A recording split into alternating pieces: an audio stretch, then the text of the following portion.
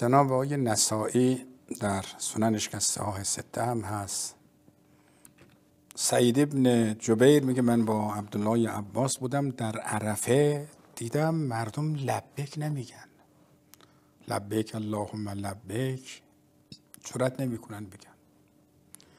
گفتم چرا؟ گفتن یخافون من معاویه، از معاویه میترسن.